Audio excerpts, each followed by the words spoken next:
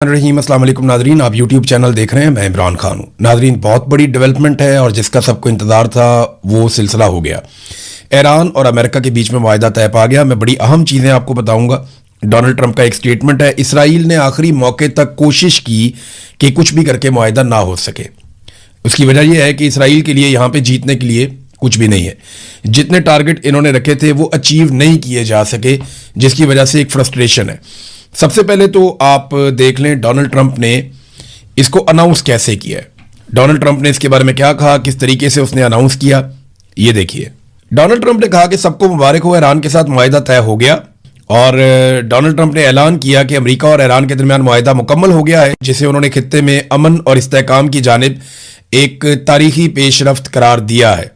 उन्होंने जो social media उनका अपना है, ट्रुथ सोशल, उस पर अपना एक पैगाम जारी किया और उन्होंने कहा इस्लामिक रिपब्लिक ऑफ ईरान के साथ डील मुकम्मल हो गई है, सबको बहुत बहुत मुबारक हो। आपने हुर्मुज़ को तमाम तजारती और बैनुल अक़वामी जहाज़ों के लिए जुमे को मुआहदे पर दस्तखत होने के बाद खोलने की इजाज़त दे दी गई है, जबकि ईरान के खिलाफ अमरीकी बहरी नाकाबंदी भी फौरी तौर पर ख़त्म करने की मंजूरी दी जा चुकी है। ट्रंप ने कहा कि तेल की तरसील बहाल होने का वक्त आ गया है और दुनिया भर के जहाज़ अपनी मामूल की सरगर्मियां दोबारा शुरू कर सकते हैं। ये तो है डोनाल्ड ट्रंप का स्टेटमेंट। एक स्टेटमेंट जो है बहुत इंपॉर्टेंट, वो ईरानी सदर का भी है। ईरानी सदर ने ये दावा किया कि अमेरिका से बातचीत की मंजूरी नेशनल सिक्योरिटी काउंसिल ने दी है।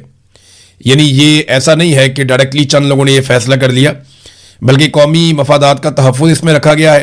ईरान की बुनियादी तरजीहात जो हैं उनको सामने रखा गया है और सुप्रीम लीडर की हतमी मंजूरी से ही ये पेशरफ्त हुई है। ये ईरान के सदर मसूद पशकियान ने ये स्टेटमेंट दिया है। अब ये तो हो गया ईरान का स्टेटमेंट। अब जरा देख लेते हैं कि जो ऑफिशियल स्टेटमेंट आया है ईरान की सिक्योरिटी काउंसिल की जानिब से वो क्या है।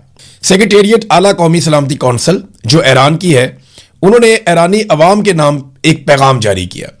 उस पैगाम में उन्होंने कहा कि इस्लामी जमहूरिया ईरान ने अपने शहीद रहनुमा की क़यादत में अमरीकी सहूनी दुश्मन पर अपनी बर्तरी को मुकम्मल कर दिया है और इस्लामी जमहूरिया के रहबर मुअज़्ज़म जो इस वक्त हैं मुश्तबा ख़ामनई, उनके बारे में उन्होंने कहा उनके इक़दाम तमाम अवाम की हमायत और इस्लाम के मुजाहिदीन की अनथक कोशिशों के तहत कई महीनों पर मुहित मुज़ाकरात के एक मुश्किल और शदीद दौर के बाद और आला कौमी सलामती काउंसिल की करारदाद की बुनियाद पर जंग के खात्मे के लिए मुज़ाकरात पर याददाश्त का मतन, यानी हम ये जो मफाहमत की याददाश्त है या जो उसको आप वो कहते हैं MOU, उसका मतन जो है वो 14 जून की शाम ईरान और अमेरिका के दरमियान इस्लामाबाद मुज़ाकरात में फाइनल कर लिया गया है।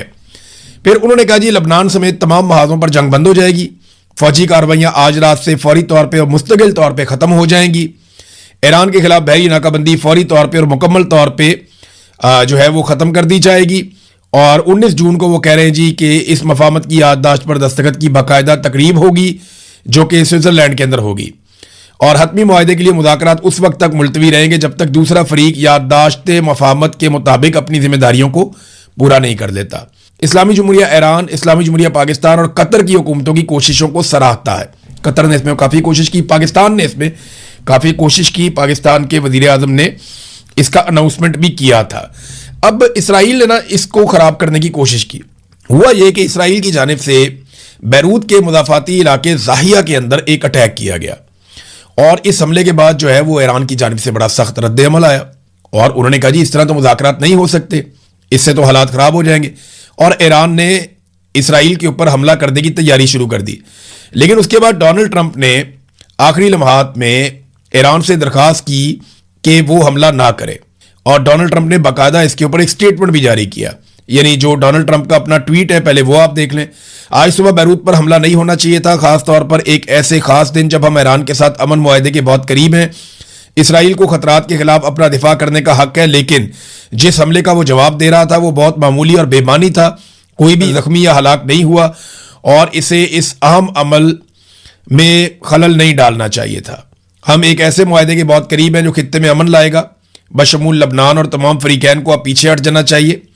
इसराइल की तरफ से लबनान में कहीं भी मजीद हमले नहीं होने चाहिए, लेकिन किसी दूसरे फरीक को जिसमें हिजबुल्लाह भी शामिल है उनकी तरफ से भी इसराइल के खिलाफ मजीद हमले नहीं होने चाहिए।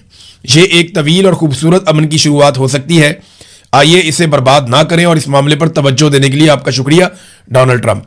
डोनाल्ड ट्रंप ने इसराइल का चैनल 12 है उसको एक इंटरव्यू दिया। बराक रावेद ने वहां पे डोनाल्ड ट्रंप के हवाले से जो चीजें छापी वो मैं आपको बताता हूं। उन्होंने नेतन्याहू को एक पैगाम भेजा है जिसमें उन्होंने कहा है कि वो बैरूत पर इसराइल के हमले से शदीद नाखुश हैं। उनका कहना था कि यह हमला ईरान मुआहदे पर मुतवक्का दस्तखतों से कुछ ही देर पहले किया गया है जो नामुनासिब है। ट्रंप ने कहा कि नेतन्याहू ने यह हमला क्यों किया। हिजबुल्लाह ने फायरिंग की लेकिन वो किसी सुनसान और बेआबाद जगह पे लगी, कोई भी जख्मी नहीं हुआ। फिर नेतन्याहू को ये बदबख्ताना हमला क्यों करना पड़ा, वो भी बैरूत में।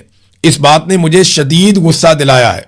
ट्रंप ने कहा कि उन्हें एक फोन कॉल मौसूल हुई जिसमें कहा गया कि इसराइल बैरूत पर हमला कर रहा है और ये इस वक्त से 1 घंटा पहले हुआ जब हम मुआहदे पर दस्तखत करने वाले थे। उन्होंने मजीद कहा कि मुझे यकीन नहीं आ रहा कि ऐसा हो रहा है, ये बहुत बुरा हुआ है। ट्रंप ने कहा कि नेतन्याहू ने बिल्कुल भी अकल और समझदारी का मुजाहरा नहीं किया और उन्होंने नेतन्याहू पर वादे कर दिया कि वो इस इकदाम से शदीद नाखुश हैं। ट्रंप का कहना था कि वो अब भी यही मानते हैं कि ईरान मुआहदा इसराइल के लिए अच्छा है क्योंकि ईरान के पास फिर जौहरी हथियार नहीं होंगे और अगर उसके पास हुए जौहरी हथियार तो फिर इसराइल के लिए बहुत मुश्किलात पैदा हो जाएंगी। फिर साथ ही उन्होंने कहा जी कि ईरान के अफसुदा यूरेनियम के जखीरे को भी ख़त्म कर दिया जाएगा, चीज़ें काफ़ी बेहतर हो जाएंगी और इस पर दस्तखत हो जाएंगे। मेरे ख्याल में दस्तखत आज ही हो जाएंगे। तो ये डोनाल्ड ट्रंप ने वहाँ पे इंटरव्यू दिया था। इसराइल को प्रॉब्लम ये था कि वो जो सोच रहा था वो उसको मिल नहीं रहा था, लेकिन ईरान ने ये हमला रोक के अक्लमंदी का सबूत दिया और अब ये अमेरिका की जिम्मेदारी है कि इसराइल बैरूत पे या लबनान पे अटैक ना करे, क्योंकि इसराइल जब अब लबनान पे अटैक करेगा तो एक बात याद रखिएगा कि ईरान वापस इसराइल पे अटैक करेगा। यानी मैं आपको ये बताता हूं कि जो दिफाई मुआहदा हुआ है वो अमेरिका और ईरान के बीच में हुआ है, यानी ये दो मुमालिक एक दूसरे पे अटैक नहीं करेंगे। लेकिन अगर इसराइल अटैक करता है लबनान पे तो ईरान फिर इसराइल पे अटैक करता है तो अमेरिका बीच में नहीं आ सकता। इसराइल के लिए मुश्किलात बढ़ेंगी। अमेरिका आएगा तो सही बीच में, लेकिन फिलहाल फौरी तौर पे अब अमेरिका एक नई जंग में नहीं जा सकता। अमेरिका ने इस जंग में हासिल क्या किया, यह है सबसे बड़ा सवाल। तो मैं आपको सबसे पहले डोनाल्ड ट्रंप का एक स्टेटमेंट बताता हूं जो उसने जंग के पहले दिन दिया था। डोनाल्ड ट्रंप ने ईरानी अवाम से मुखातिब होते हुए कहा था कि जब हम अपना काम खत्म कर लेंगे, यानी ये जंग मुकम्मल कर लेंगे, तो आप अपनी हुकूमत का कंट्रोल संभाल लीजिएगा और ये संभालने के लिए आप ही की हुकूमत होगी। तो उसने ईरानी अवाम को कहा था कि हम आपका रिजीम तब्दील कर देंगे, यहां के हुक्मरानों को मार देंगे, हर चीज कंट्रोल कर लेंगे, अवाम को हुकूमत दे देंगे, अवाम वहां पे एक जमहूरी हुकूमत बना लेगी। इस किस्म की बातें डोनाल्ड ट्रंप की जानिब से की गई थी। जंग के पहले दिन इनके बड़े बड़े दावे थे। लेकिन अमेरिका ने क्या हासिल किया और ईरान ने क्या हासिल किया, मैं आपको 2 मिनटों में बताता हूं। अमेरिका ने रजीम तब्दील करना था, वो नहीं हो सका। फौजी ताकत जीरो करनी थी ईरान की, वो नहीं हो सका। मिसाइल खत्म करने थे, ड्रोन्स खत्म करने थे। आज अमरीकी रिपोर्टों के मुताबिक वो पहले से ज्यादा मुअस्सर हैं, वो भी नहीं हो सका। खित्ते में अमेरिका को अपनी बालादस्ती कायम रखनी थी, उसको बड़ी चोट लगी है। इत्तहादी अमेरिका के बड़े अहम, खास तौर पे जो नेटो इत्तहादी थे, वो अमेरिका ने बहुत हद तक खो दिए हैं। दुनिया का अमेरिका के ऊपर जो एतमाद है वो मुतजलजल हुआ है। अमरीकी चौधराहट जो है वो भी खतरे में पड़ी है। आबना हुर्मुज़ की सूरत हाल पहले जैसी कभी नहीं रह सकेगी, ये बात अब सब जानते हैं। ईरान ने क्या हासिल किया, तो ईरान ने एक तो मिथ तोड़ दी ये वाली कि इसराइल के अंदर कोई बम नहीं जाता या अमेरिका को वापस मारा नहीं जा सकता, अमरीकी हथियार नाकाबिले शिकस्त हैं तो आप उनकी कोई चीज तबाह नहीं कर सकते। ये मिथ ईरान ने तोड़ दी। उसने इसराइल को भी मारा, उसने अमेरिका को भी मारा। फिर उन्होंने अपनी एक डेटरेंस कायम की जिसको दबदबा कहते हैं आप उर्दू में, और वो उन्होंने कायम कर ली रीजन में। फिर पाबंदियां जो ईरान के ऊपर थी वो खत्म हो जाएंगी। अब जो ईरान के मुंजमद असासे हैं वो बहाल हो जाएंगे। यानी अभी खबर आ रही है यूएई ने गालिबन $3 अरब बहाल कर दिए हैं, बाकी वो करने जा रहे हैं। कतर और यूएई के पास ही बहुत ज्यादा पैसा है ईरान का, और $10 बिलियन हैं, बहुत ज्यादा पैसा है। तो वो पैसा अगर ईरान को मिलता है फ्यूचर में तो ईरान के तो वारे न्यारे हो जाएंगे, उनकी तो बहुत कामयाबी है। उनकी पाबंदियों का जो खतरा है वो भी दूर हो जाएगा, हमले का खतरा वो भी दूर हो गया। फिर ईरान दुनिया के साथ तिजारत कर सकेगा। यानी अभी 4 ममालिक और हैं, बरतानिया, फ्रांस, जर्मनी और इटली। ये बहुत इंपॉर्टेंट मुल्क है। ये बरतानिया और जर्मनी तो दुनिया की टॉप इकोनॉमीज में से एक है, और फ्रांस भी टॉप 10 के अंदर है, और इटली एक बहुत बड़ी इकोनॉमी है। इसके बाद स्पेन और बाकी भी आ जाएंगे। तो ये अहम तरीन यूरोपीय ममालिक ने यह कह दिया कि अगर ईरान अपने जौहरी मामलात को बाकी ममालिक के साथ तय कर लेता है और एटमी हथियार नहीं बनाता तो फिर ईरान के ऊपर हम भी अपनी पाबंदियां खत्म कर देंगे, यानी ये सब लोग भी ईरान के साथ तिजारत करेंगे। हमारे रीजन में सबसे ज़्यादा तालीमी काबिलियत ईरान के पास है, उनका तालीमी निज़ाम सबसे बेहतर है, तो उनके पास मौके भी सबसे बेहतर होंगे, तेल भी उनके पास है और पढ़े लिखे लोग भी उनके पास है। तो ईरान के लिए बहुत बड़ी दुनिया के अंदर मार्केट्स खुलेंगी। बहरहाल ये उनके ऊपर पाबंदियां खत्म हो जाएंगी। और एटम बम, वैसे भी आयतुल्लाह अली खामनई का फतवा था कि एटम बम नहीं बनाना। फिर जो ईरान के अंदर रजीम इस वक्त मौजूद है उसको बड़ा फ़ायदा हुआ, वो मजबूत हो जाएगा, मजबूत हो भी गया, उसको बहुत फ़ायदा हुआ। हालांकि पब्लिक बहुत गुस्से में थी कि अमेरिका के साथ एक कमज़ोर मुआहदा ना किया जाए। चंद शिक्कों के ऊपर लोग एतराज़ कर रहे थे कि ये शिक्कें ठीक नहीं है, लेकिन इसके बावजूद ईरान ने इसको एक बड़ी कामयाबी करार दिया। और ओवरऑल आप देखें तो अमेरिका की निस्बत ज़्यादा फ़ायदे ईरान को हुए हैं। अब नाज़रीन, मोहसिन नकवी ने एक ट्वीट करते हुए फील्ड मार्शल आसिम मुनीर का फोटो लगा दिया। उन्होंने कहा जी इसने फिर से कर दिखाया, और उसने पहले पाकिस्तान के लिए किया, अब उसने दुनिया के लिए किया। मोहसिन नकवी पाकिस्तान का वज़ीर दाखिला भी है और पीसीबी का चेयरमैन भी है, लेकिन आप ये देखें पाकिस्तान का वज़ीर दाखिला तारीफ़ करता है फील्ड मार्शल की, एक सरकारी ऑफिसर की, और वो वज़ीर आज़म की तारीफ़ नहीं करता। यानी फील्ड मार्शल का फोटो चिपका दिया सोशल मीडिया पे और उसकी तारीफ़ की, लेकिन जो वज़ीर आज़म है जिसको इमरान खान साहब ने अर्दली का खिताब दिया, उसका ना फोटो चिपकाया ना उसकी तारीफ़ की। ये पाकिस्तान की एक तल्ख हकीकत है जिससे हम भाग नहीं सकते। हाँ, ये बात सबको माननी पड़ेगी कि पाकिस्तान के ऊपर हुक्मरान क्योंकि मुसल्लत है इस वक्त, फील्ड मार्शल आसिम मुनीर का कंट्रोल है, शहबाज शरीफ को जाली हुक्मरान बनाया हुआ है, तो इन लोगों को मौका मिला और उन्होंने मौके से फ़ायदा उठाया और इन्होंने इस अमन के लिए अपना किरदार अदा किया। एक्चुअली तो ये पाकिस्तान का किरदार है, पाकिस्तान की अहमियत है और पाकिस्तान की वजह से ये लोग पहचाने जाते हैं दुनिया में। लेकिन अच्छी बात यह है कि इन लोगों ने ये रोल प्ले किया, तो जितनी जिसकी बनती है उतनी तारीफ होनी चाहिए। लेकिन गेम उठाते वक्त इस बात का ख्याल रखे कि पाकिस्तान एक जमहूरी मुल्क है, चले कहने को ही है, तो वज़ीर आज़म की कम से कम फोटो लगा के उसकी तारीफ अगर वज़ीर दाखिला कर देता, लेकिन वज़ीर दाखिला ने इस मौके पर भी वज़ीर आज़म को आईना दिखाया और यह बताया कि बॉस कौन है और अर्दली कौन है, तो फील्ड मार्शल का फोटो वहां पे उन्होंने लगा दिया। तो चले, उनका अपना अकाउंट है, वो जिसका मर्जी फोटो लगाए। अब आ जाते हैं आज़ाद कश्मीर में। आज़ाद कश्मीर में नादरीन इस वक्त जो सूरत हाल है वो पूरी दुनिया में जो ओवरसीज़ कश्मीरी हैं उनके साथ जुड़ी हुई है। आज बड़े पैमाने पे लोग निकले बरतानिया में, बहुत बड़ी तादाद थी, लोगों ने बड़ा ज़ोरदार एहतजाज किया, लोग कश्मीरियों के साथ खड़े हुए और वो एक ही बात कर रहे थे, ख़वातीन, मर्द, बच्चे, बुजुर्ग सब एक बात कर रहे थे कि हम दहशतगर्द नहीं हैं। उन्होंने इंग्लिश मीडिया को भी इंटरव्यू दिया, उन्होंने पाकिस्तानी मीडिया को भी इंटरव्यू दिया, उन्होंने सोशल मीडिया पे बहुत सारे उनके पैगामात वायरल हुए, तो वो एक ही बात कर रहे थे कि हम दहशतगर्द नहीं हैं, हम तो पाकिस्तान से प्यार करने वाले हैं, हमारी पाकिस्तान से कोई दुश्मनी या लड़ाई नहीं है, ना पाकिस्तान के इदारों से है, हम तो अपना हक मांग रहे हैं। तो हक मांगने वाले लोगों को दहशतगर्द करार ना दिया जाए। अब सिक्योरिटी फोर्सेज जो है वो जॉइंट अवामी एक्शन कमेटी के धरनों पर बार बार क्रैकडाउन करती है और उसमें लोग शहीद भी हो जाते हैं। कभी 2 की खबर आती है, कभी 4 की खबर आती है, कभी 8 की खबर आती है, तो बार बार लोग उसमें शहीद हो जाते हैं जब सिक्योरिटी फोर्सेज अटैक करती हैं, चाहे कोटली में हो, चाहे रावला कोट में हो, चाहे किसी और जगह पे हो, रास्ते बंद किए हुए हैं। तो लेकिन उसके बावजूद लोग दोबारा इकट्ठे हो जाते हैं। मुझे हैरत इस बात पे होती है कि सिक्योरिटी फोर्सेज क्रैकडाउन करते हैं, काफ़ी लोग ज़ख्मी हो जाते हैं, हर दफ़ा दर्जनों लोग ज़ख्मी हो जाते हैं और सिक्योरिटी फोर्सेज के लोग भी ज़ख्मी होते हैं क्योंकि लोग आगे से रिटेलिएट करते हैं और लोग शहीद भी हो जाते हैं। लेकिन इसके बावजूद कश्मीरी हार नहीं मानते, वो दोबारा इकट्ठे हो जाते हैं, वो फिर मैदान लगा लेते हैं। अब तो ख़वातीन भी बीच में आना शुरू हो गई हैं। तो अमली तौर पे आज़ाद कश्मीर में जो कारोबारी ज़िंदगी है वो मुजमद है, यानी फ्रीज हो गई हर चीज़, इंटरनेट बंद है, ट्रांसपोर्ट और रास्ते बंद हैं, कशीदगी का खतरा लगातार बढ़ता चला जा रहा है, ख़त्म नहीं हो रहा।